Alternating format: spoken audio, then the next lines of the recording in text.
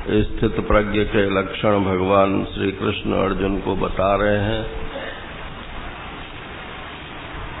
स्थित प्रज्ञ वो है जिसकी बुद्धि आत्मा में स्थित है। बुद्धि अर्थात विज्ञानमय कोश, विज्ञानमय कोश अर्थात अहम। ये जो हमारा अहम है ना, ये विज्ञानमय कोश की उपज है। तो ये अहम अहम अहम जो होता है, ये स्फुरण तो अपने आप होता है, परंतु इसका जो अर्थ है वो हम शरीर लेते हैं। बस यही गलती है, इसी को अविद्या बोलते हैं। अगर इस अहम स्फुरण का अर्थ हम परमात्मा लें, आत्मा लें, साक्षी लें, ब्रह्म लें, तो काम तो बना बनाया है नारायण। बहुत मुश्किल बात नहीं है ये, लेकिन बात समझ में आ जाए तब तो मुश्किल नहीं है, नहीं तो फिर है ही मुश्किल सबके लिए। तो कहते हैं कि जिसकी बुद्धि परमात्मा में स्थित है, अर्थात परमात्मा से अभिन्न जिसका अहम रहता है, वो उसकी ही बुद्धि प्रतिष्ठित है, स्थित प्रज्ञ है वो। तो कैसे होवे ये? तो मन में आई हुई समस्त कामनाओं का परित्याग करने से हो जाता है। तो कल बात यहाँ समाप्त की थी। श्री उड़िया बाबा जी महाराज का संस्मरण मैंने सुनाया था कि बाबा को उन सिद्ध पुरुषों ने जो 2 श्लोक बताए, उनमें से एक श्लोक यही था कि नेति नेति नेति, 3 बार नेति कर। नेति धोती वाला नेति नहीं, नेति माने ना इति, ये न मैं हूं और न ये मेरा है। देखो आप लोग तो गीता पढ़ते ही हैं। 13वां अध्याय में भगवान ने कहाँ से शुरुआत की? इदं शरीरं कौन्तेय क्षेत्रमित्यभिधीयते एतद् यो वेत्ति तं प्राहु क्षेत्रज्ञ इति तद्विदः। इदम रूप से जो कुछ भी जाना जाता है, इदम शरीरम, इदम माने यह है। तो यह रूप से आप जिसको जानते हो उसको शरीर कहते हैं। तो अब ये इसको मैं यह बोलता हूं कि मैं बोलता हूं? तो बोलते तो हम मैं हैं, मगर ये तो हमारी मूर्खता है ना। भगवान कहते हैं कि यह को आप मैं बोल नहीं सकते हो। यह माने जो अब मैं से भिन्न हो और हमारे सामने हो। तो इस माइक को आप यह बोल सकते हैं, परंतु मैं नहीं बोल सकते हैं। ये मेरा है ये भी बोल सकते हैं, लेकिन ये मैं हूं, ये तो पराकाष्ठा ही है अज्ञान।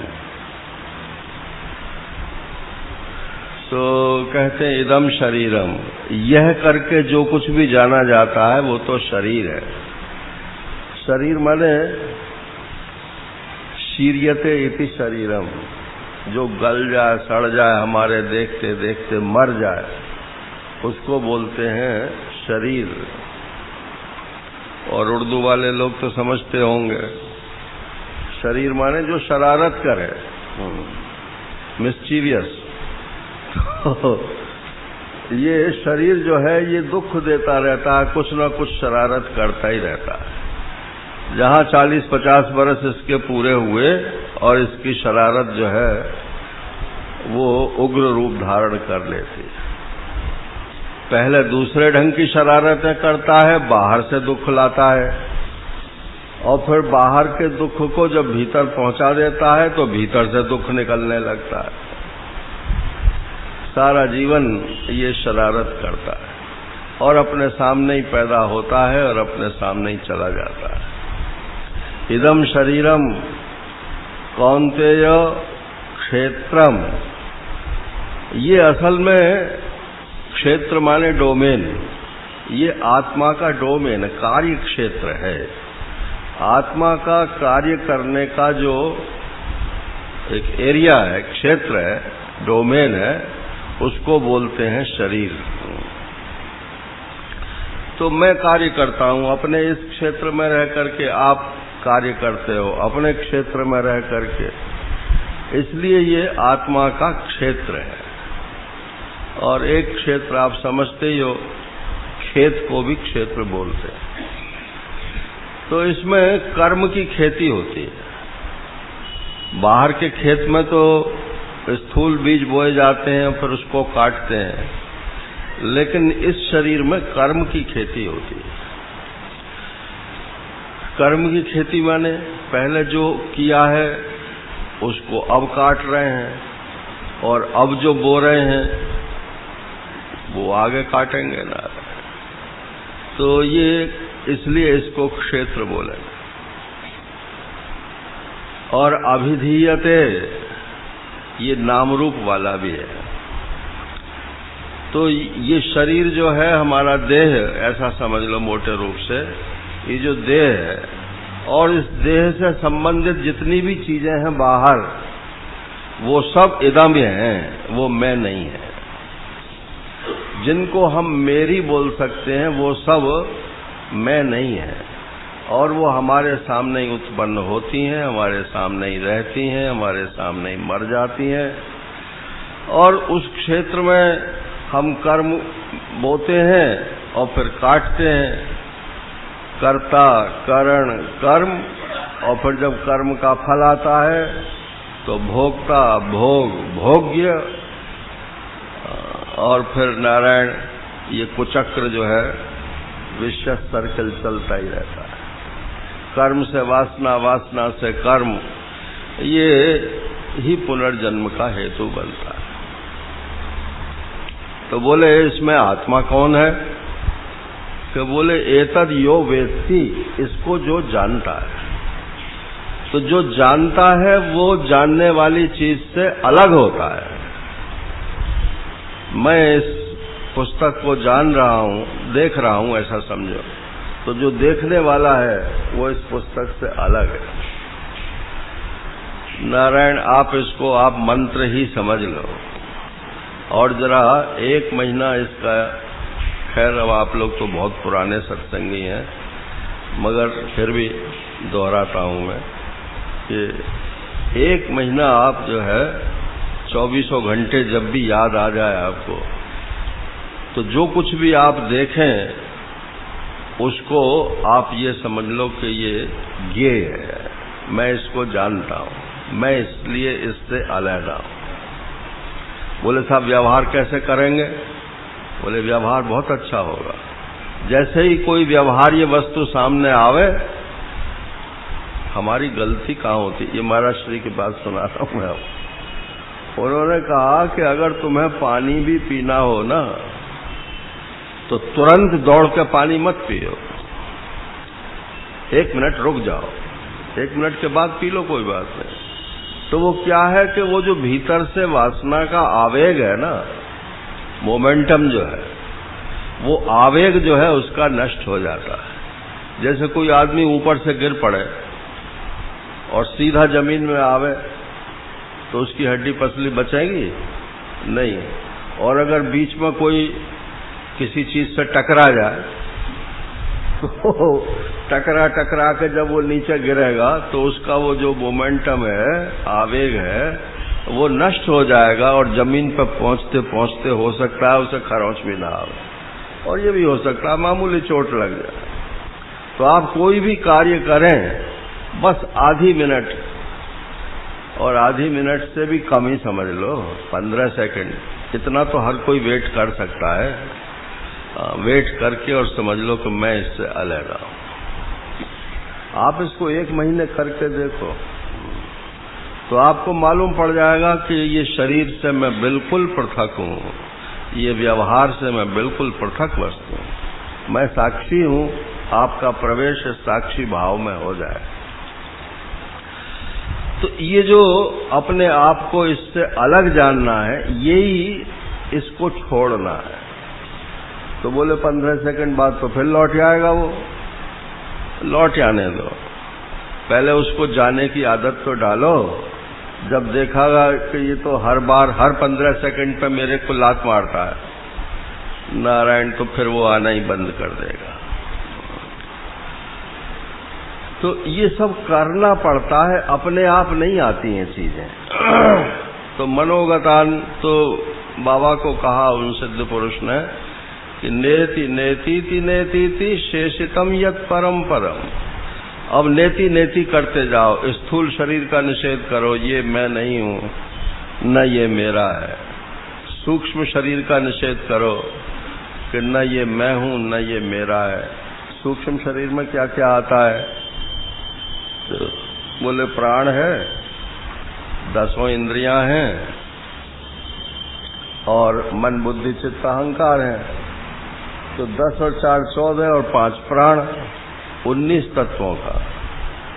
अथवा मन बुद्धि चित्त अहंकार को 2 में ही गिनती कर लो तो 17 तत्वों का।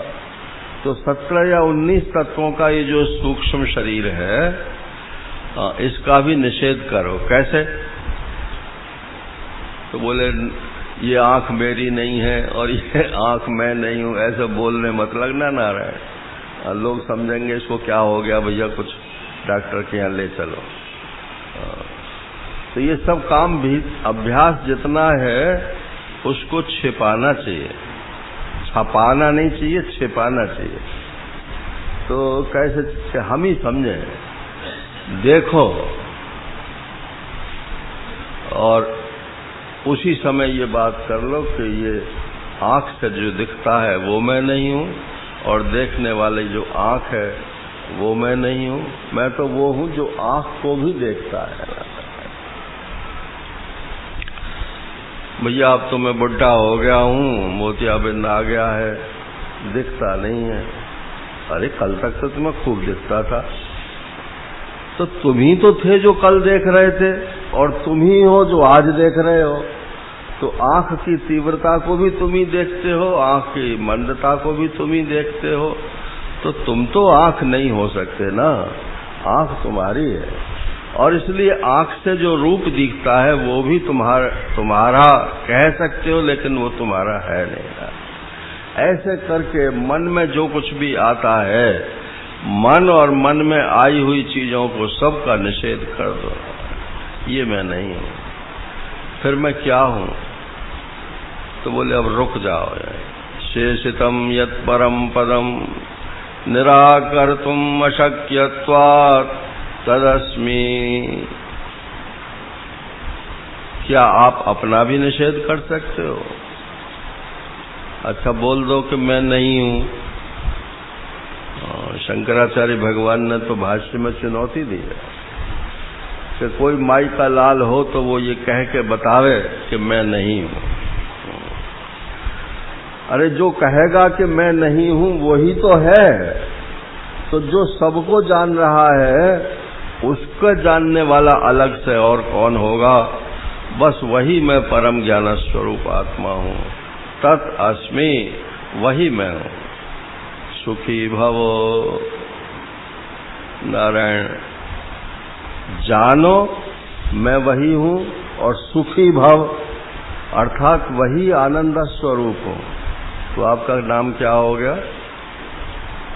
जानते हो इसलिए तो चेतन हो गए, और आप सुखी हो गए इसलिए आप आनंद रूप हो गए। तो आप स्वामी चिदानंद हो गए नारायण। और जो चीज है वो सत्य तो है ही है, सत्य को अलग से सिद्ध करने की आवश्यकता नहीं है। इसलिए वेदांत में सारा जोर चित्त के विचार का है, भक्ति में सारा जोर आनंद के विचार का है, और धर्म में सारा जोर सत्य के विचार का है। तो धर्म तो नीचे रह जाता है, और आनंद भी उसका पर्याय चूंकि सुख होता है, और सुख जो है वो बांधता है। सुख संगेन बधनाति ज्ञान संगेन जानग। गीता जी ने कहा कि ये जो सुख है ये तो सत्वगुण का कार्य है। जिसको आप आनंद बोलते हो असल में वो आनंद नहीं है, वो सुख है। सुख और आनंद में क्या फर्क है? तो बोले सुख का तो विरोधी है कौन? दुख। और वो कौन सी चीज है कि जो सुख में भी रहती है और दुख में भी रहती है? आप ही सुखी दुखी होते हो या कोई और सुखी दुखी हो जाता है? हम ही रहते हैं ना। तो हम ही सुखी होते हैं, हम ही दुखी होते हैं, हम ही सुख में रहते हैं, हम ही दुख में रहते हैं। तो हम तो है नारायण आनंद स्वरूप। अच्छा मान लो रोना हो किसी समय, भगवान की भक्ति का ही प्रसंग ले लो, हम सांसारिक बात क्यों कहें। भगवान की भक्ति में जो रोता नहीं है वो भक्त भी किस बात का है? किसी को प्रेम भी करे और उसके गुण और उसके विरह में उसकी आंख से आंसू ना निकले तो वो भक्त नहीं है। नारायण तो वहां तो रोना भूषण हो जाता है। वो कोई रोना सब खराबी थोड़ा ही है, वो भी सुख का हेतु होता है। और डॉक्टर्स लोग तो कहते हैं भाई किसी का कोई मर जाए तो उसका जो निकटस्थ हो उसको रुला दो, अगर वो रोएगा नहीं तो उसका दिमाग पे असर हो जाए। तो ये रोना दुख रूप नहीं होता है, रोना भी सुख रूप होता है। परंतु आप ही रोते हो नारायण, आप ही सुखी होते हो, आप ही दुखी होते हो। इसलिए आप आनंद स्वरूप हो और दुख का जो विरोधी है वो सुख कहलाता है। तो हम तो सुख के पीछे भाग रहे हैं और आत्मा का स्वरूप है आनंद। वशिष्ठ जी महाराज ने राम जी का जब नाम रखा ना तो राम शब्द की व्याख्या उन्होंने वहां पे की। बोले इनका नाम रामचंद्र है। तो बोले राम का क्या अर्थ है जानते हो? दशरथ जी ने कहा कि नहीं बताइए। तो बोले जो आनंद सिंधु सुख राशि और सी करते त्रयलोक सुपासी, सो सुख धाम राम वस नामा और अखिल लोकदायक विश्राम। इनका नाम मैं राम इसलिए रख रहा हूं कि ये आनंद की सिंधु है। नारायण जैसे सत्ता का सिंधु है सत, जैसे ज्ञान का सिंधु है चित, ऐसे ही आनंद का सिंधु है आनंद स्वरूप आत्मा। और सुख राशि भी है, अर्थात छोटा विषयों में जो सुख है वो तो है थोड़ा सुख, छोटा सुख। और सुख राशि, राशि अर्थात ढेर, बड़े से बड़ा सुख। तो बोले फिर बोले इसके एक सीकर, सीकर कहते हैं जो कुश होता है ना, कुश तो समझते हैं, कुश आके आसन जो बनते हैं। तो ये कुश जो होता है इसकी आगे नोक निकली रहती है। अपना मोटे रूप से आप सुई समझ लो, एक लंबी सुई लो और उसको यूं नहीं, यूं सीधी वर्टिकली जो है आप पानी में डुबो और डुबो के वर्टिकली रहे और फिर एकदम यूं ही निकाल लो। तो क्या होगा कि उस पर जितना पानी है वो सब नीचे गिर जाएगा। अब उसकी जो नोक है, उस नोक पे जो एक बिंदु रह जाता है पानी का, उसको बोलते हैं सीकर। तो बोले वो कितना छोटा अंश होगा जल का वो। अब उस बिंदु को भगवान ने क्या किया कि उसके अनंत हिस्से किए, एक उस छोटे से सीकर के अनंत हिस्से किए। तो वो हिस्सा कितना बड़ा होगा नारायण। और वो सब प्राणियों को, मनुष्यों को नहीं, मनुष्यों की संख्या तो मान लो 6 अरब समझ लो, लेकिन जितने प्राणी हैं संसार में उन सबको वो एक एक सीकर का अनंतमा हिस्सा जो है वो बांट दिया भगवान। अब जब वो उनके पास आया तो बस उसी में वो मस्त हो गए। सारी दुनिया उसी सुख के सीकर से मस्त हो रही। सीकरते त्रयलोक सुपासी, मस्त हो रहे हैं। तो बोले सो सुख धाम। धाम शब्द का अर्थ एक तो है जगह, जिस जगह में जो आदमी रहता है उसको धाम बोलते हैं, जैसे वृंदावन धाम, काशी धाम, द्वारका धाम। तो वो एक तो धाम माने स्थान, देश, और धामना स्वेन सदा निरस्त कुहकम सत्यम परम धीमहि। नारायण भागवत में कहा कि उस धामना माने उस धाम से, तद्धाम परमम मम। तो धाम माने होता है ज्ञान, जो प्रकाशित करे उसको बोलते हैं धाम, धामना। अपने स्वयं प्रकाश रूप से वो सबको प्रकाशित करता है और सुख स्वरूप है। तो सो सुख धाम, सुख धाम माने हो गया अब चिदानंद, उसी को राम बोलते हैं नारायण, वही आपका आत्मा है। तो कहते हैं बस तदस्मीति सुखी भव, वही मैं हूं चिन्मात्र, ऐसा समझ करके आप सुखी हो जाओ। अर्थात बस यही सुख है, यही आनंद है, मैं सच्चिदानंद स्वरूप आत्मा। हो गए तो क्या छूटा? आपका कुछ छूटा? बोले सारा तो कुछ तो छूट गया। तो बोले आपके ऊपर कौन सी दफा लगेगी, ये तो कोई वकील बताएगा। किसी दूसरे की संपत्ति को कोई अपनी संपत्ति मान ले तो उसके ऊपर कौन सा सेक्शन लगेगा?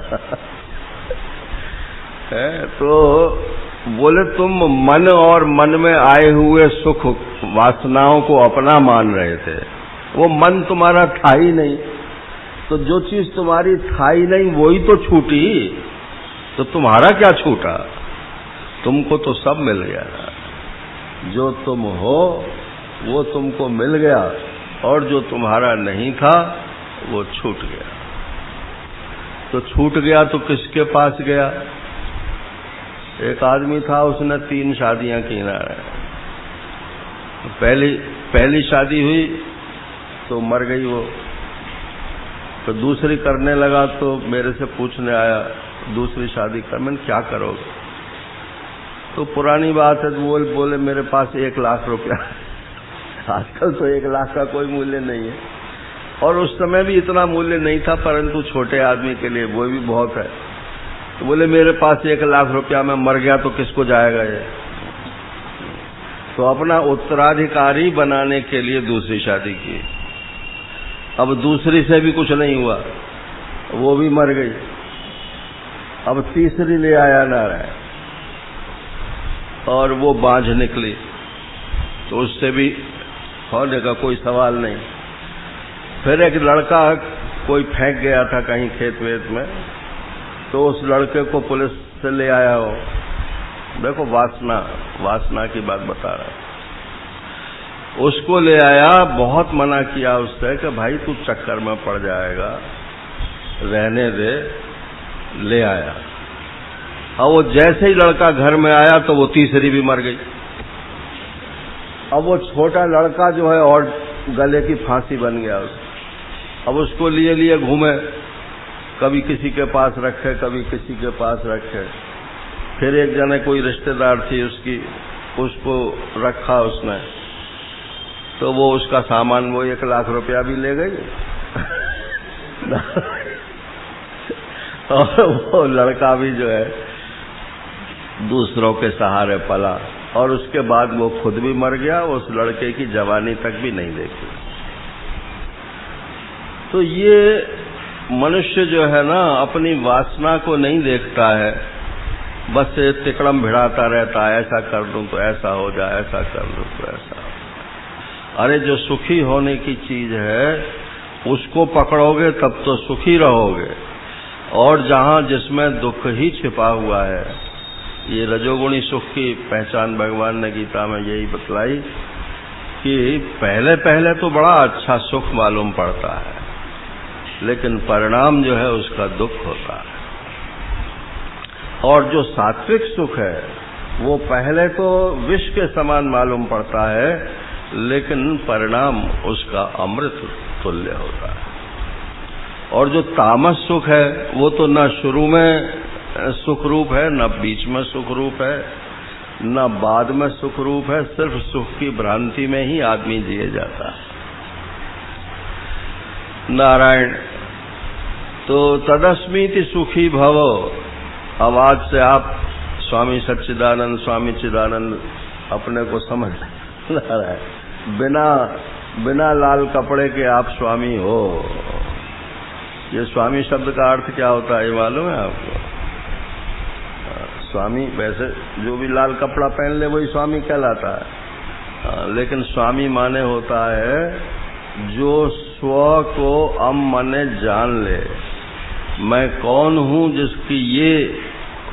जिसको ये ज्ञान हो जाए नारायण, वही स्वामी है। जिसको अपने ऊपर कंट्रोल हो, अपने आप को यथार्थ रूप से जानता हो, बाहर से कैसे भी कपड़े पहनो तो आप वास्तव में स्वामी बन जाओ। तो कहते हैं कि स्थित प्रज्ञ कब बनोगे? कि जब जो है आप ये सब मन में आई हुई वासनाओं को त्याग दोगे, और एक वासना को नहीं, समस्त वासनाओं को। देखो वसन शब्द जो है, वसन माने क्या होता है? कपड़ा। कपड़ा किस लिए पहनते हैं? कि शरीर ढके। और अगर शरीर पे ऐसे कपड़े पहने कि शरीर और दिखे तो वो क्या वसन हुआ? तो वसन माने जो शरीर को ढके, और जो आत्मा को ढके उसको बोलते हैं वासना। जो आत्मज्ञान को ढक दे उसका नाम है वासना, जो शरीर को ढके उसका नाम है वसन। तो ये बुद्धि जो ढकी, बुद्धि में जो आत्मज्ञान ढका हुआ है, आत्मा नहीं ढकता है, बुद्धि में जो आत्मा का स्वरूप स्पष्ट नहीं हो रहा है, ये जो आवरण है बुद्धि में, ये किस वजह से है? कि वासना के कारण। तो मूल में तो है अविद्या, अविद्या से होती है वासना, वासना से फिर होता है कर्म, और कर्म से फिर सारा संसार खड़ा हो जाता है। तो आप सब कहीं भी वेदांत में आप पढ़ो और सुनो, यही मिलेगा, अविद्या वासना और कर्म, अविद्या कामना और कर्म, यही मनुष्य के बंधन का हेतु। तो ये स्थित प्रज्ञ क्या है? कि आत्मन्येव आत्मना तुष्टः। अब वो कर्म करता ही नहीं है, क्योंकि उसे बाहर का सुख चाहिए ही नहीं। अगर आपको बाहर का सुख चाहिए तो आपको कर्म करना पड़ेगा, और यदि बाहर का सुख नहीं चाहिए, वो कहते हैं सिकंदर गया किसी महात्मा के पास, तो अब वो तो फक्कड़ थे, धूप में पड़े हुए थे। तो महात्मा ने आंखें खोली, सिकंदर से पूछा कैसे आया भाई? बोले महाराज आपको पास कुछ नहीं है, फिर भी आप मस्त हो, और मैं सारे संसार का सम्राट हूं, फिर भी मुझे चिंता लगी हुई है।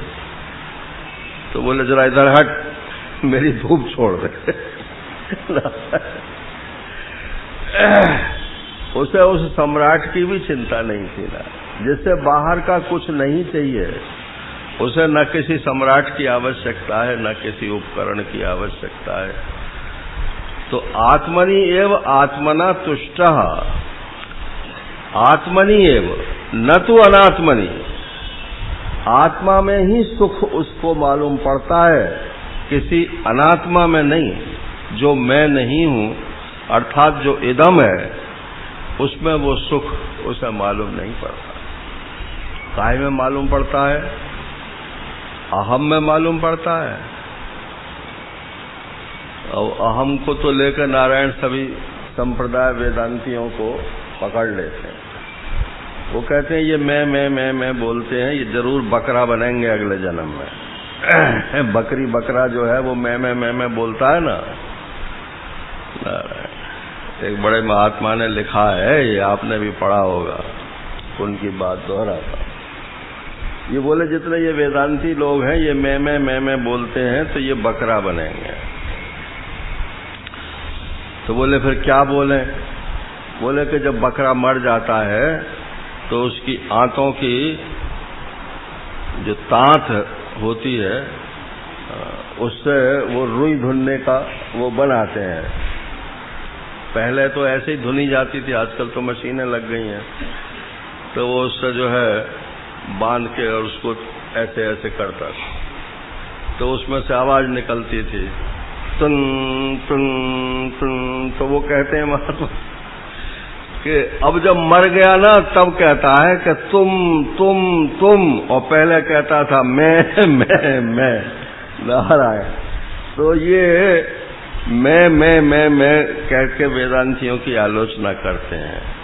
यहाँ ये जो हमारा मैं शरीर को लेकर के जागृत हो रहा है नारायण, इस मैं का जो वास्तविक मैं है, माने इस मैं का जो स्वरूप है, ये मैं तो सूक्ष्म शरीर और स्थूल शरीर के साथ मिला हुआ है। तो इस मिले हुए मैं को, ये तो व्यवहारी मैं है, इसको ब्रह्म नहीं बोलते हैं नारायण। इसका जो वास्तविक स्वरूप है उस मैं को ब्रह्म बोलते हैं। देखो भगवान अपने लिए क्या बोलते हैं? क्षेत्रज्ञं चापि मां विद्धि सर्वक्षेत्रेषु भारत।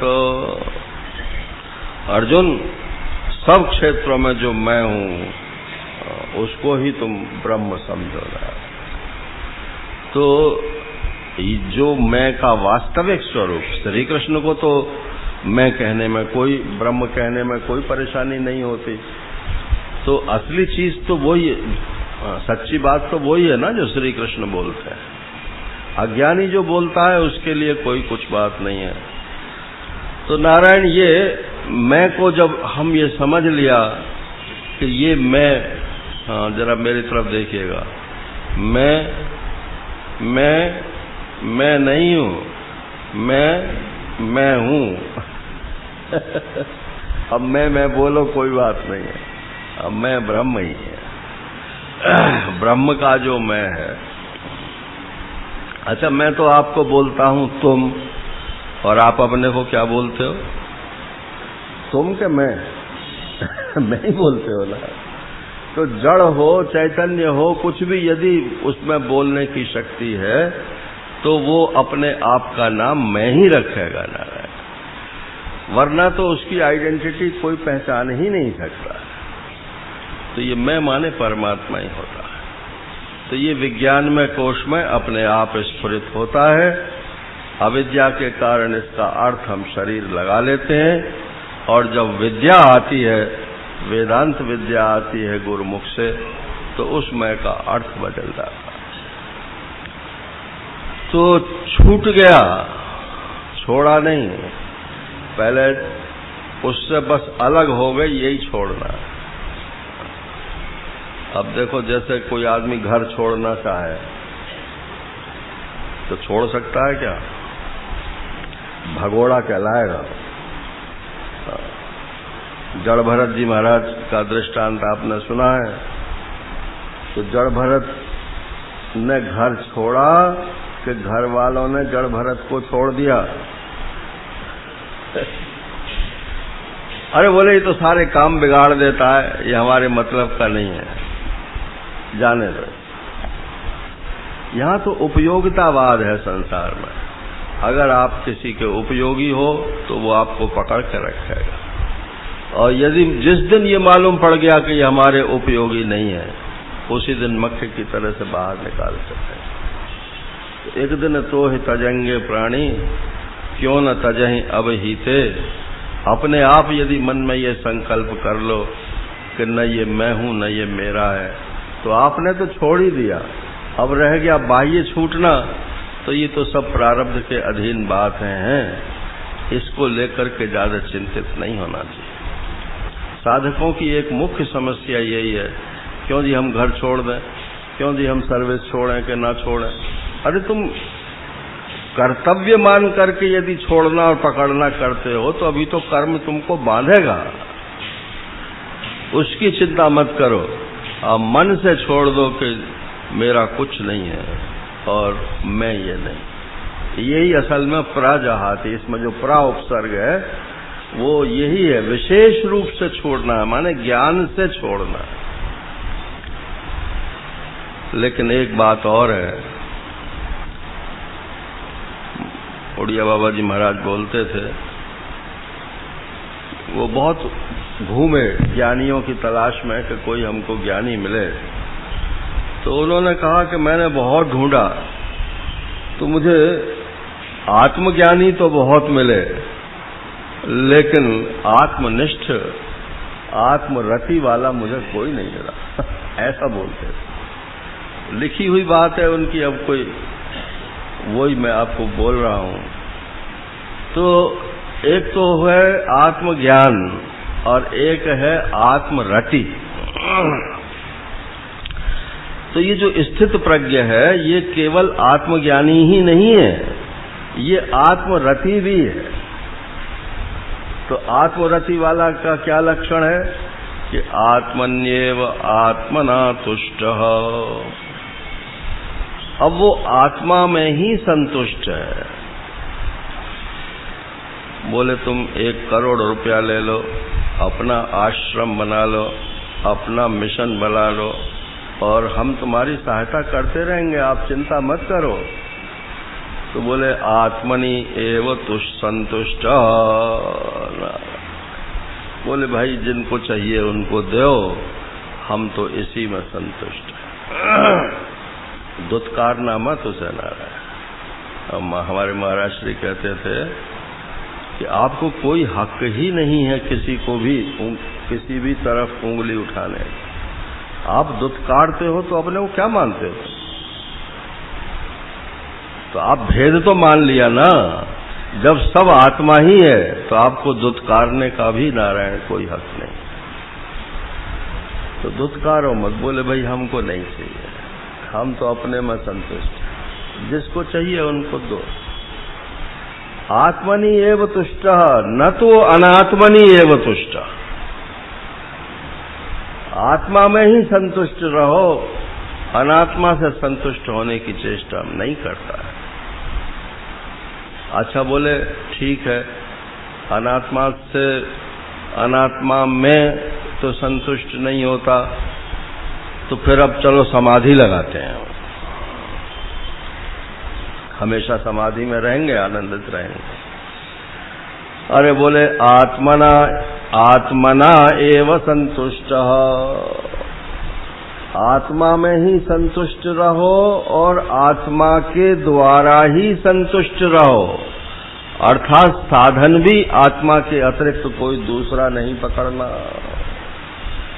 आत्मना माने न तो अनात्मना, किसी अन्य साधन के द्वारा आत्मा में संतुष्टि नहीं हो सकती।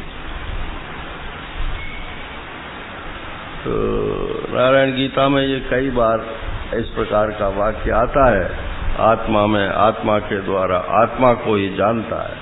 कौन जानता है? आत्मा ही जानता है। किसको जानता है? आत्मा को ही जानता है। कहाँ जानता है? आत्मा में ही जानता है। किसके द्वारा जानता है? अरे जो सबका ज्ञानों का ज्ञान है उसे किसके द्वारा जानता है? विज्ञातारमरे केन विजानियात। श्रुति ने कहा कि जो सबका विज्ञाता है, बताओ उसका जानने वाला उससे और कौन होगा? अयमेव हि ते बंधा समाधि अनुतिष्ठसि। अष्टावक्र जी ने कहा, अरे राजा जनक, तेरा यही बंधन है कि तू समाधि में बैठना चाहता है, माने अनात्मा को साधन बना करके और संतुष्ट होना चाहता है। अभी तेरा ज्ञान पक्का नहीं है। बोले महाराज इतने दिन से सुन रहे हैं, बैठते भी हैं, मैं ब्रह्म हूं ये भी सोचते हैं, मगर दिखता तो कुछ है नहीं, अनुभव तो कुछ आता नहीं है, रोमांच तो होता है। ये हमारी बात है नारायण, किसी दूसरे की बात नहीं कर रहे। तो अष्टावक्र जी ने कहा कि अयमेव हि ते बंधो द्रष्टारम पश्यसी तरम। अरे तू दृष्टा को इतर रूप से देखना चाहता है, जो देखने वाला है उसको तू अपने से अन्य रूप में देखना चाहता है, तो क्या देखा जा सकता है? यही तेरा बंधन है, तू अभी दृष्टा के स्वरूप को समझता ही नहीं। अच्छा, आप अपने मुंह को देखना चाहो तो देख सकते हो? नहीं देख सकते, लेकिन देख भी सकते हो। कैसे? दर्पण के माध्यम से। अच्छा, लेकिन दर्पण में क्या दिखेगा?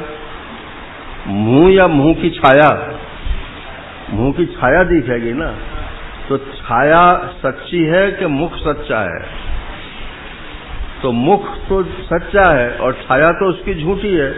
तो देखते हो तो हो तुम झूठी छाया को, और मानते हो कि ऐसा ही मैं हूं, माने अपने बारे में अनुमान करते हो। जैसी ये झूठी चीज है वैसा ही मैं सच्ची चीज हूं, यही तो मानते हो ना। तो ये अज्ञान है कि ज्ञान? विचार करो तब ये बातें खुलती हैं।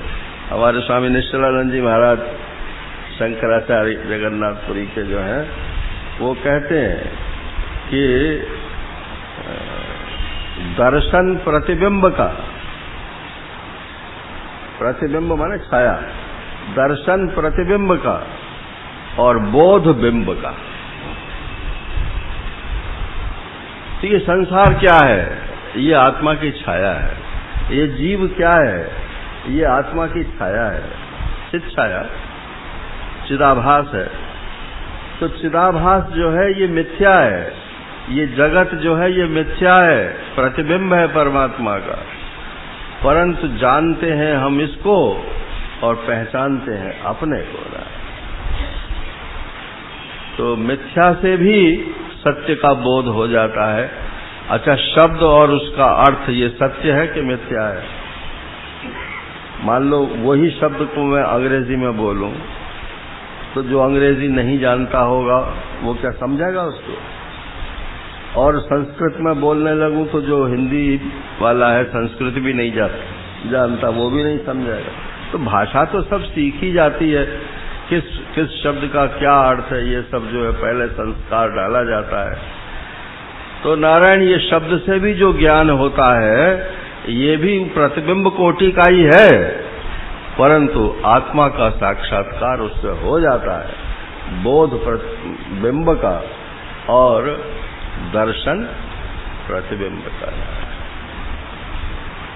तो आत्मन्येव आत्मना तुष्टः, आत्मा के द्वारा, आत्मा में ही और संतुष्ट है। यस्त्वात्मरतिरेव स्यात् आत्मतृप्तश्च मानवः आत्मन्यैव च संतुष्टस्तस्य कार्यं न विद्यते। ये तीसरे अध्याय का श्लोक है।